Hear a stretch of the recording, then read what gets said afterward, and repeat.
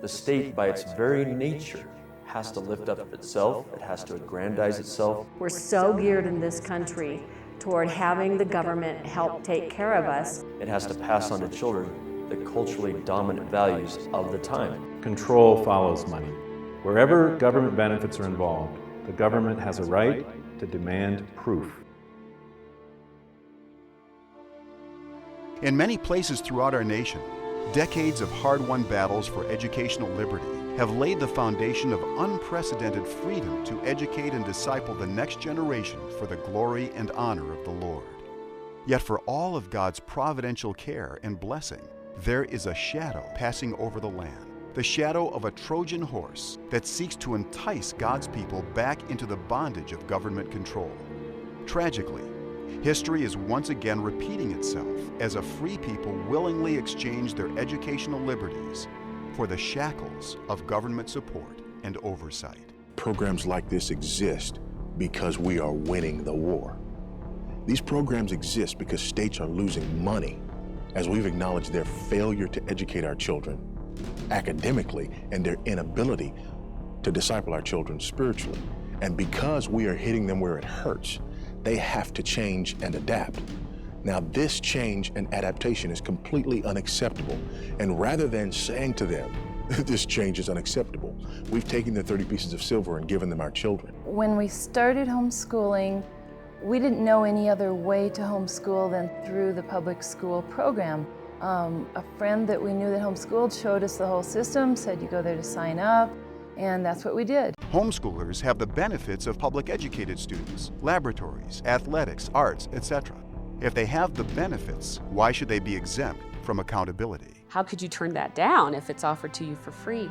But it wasn't without strings. A lot of homeschoolers haven't figured out that when that bait drags in front of their house and they reach out there and grab onto it, that they have caught onto the hook.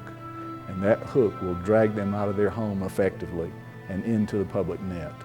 History's been rewritten by the public school curriculum writers to satisfy the worldviews of the movers and shakers of today's world. The curriculum that the students are being taught is the problem. From 1st to 12th grade, a student spends 14,000 seat hours being instructed. In public school at home programs, the state is in charge of controlling the curriculum.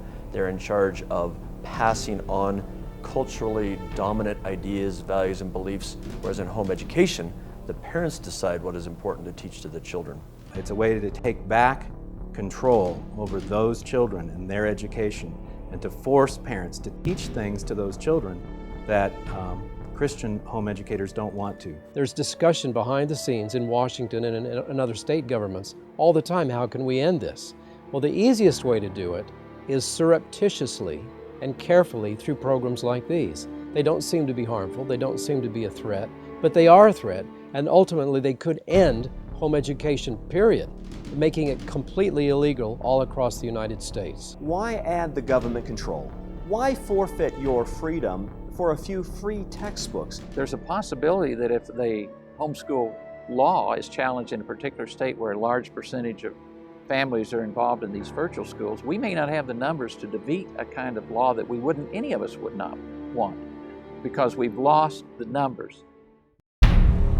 According to legend, the city of Troy successfully fended off the Greek Empire for over 10 years.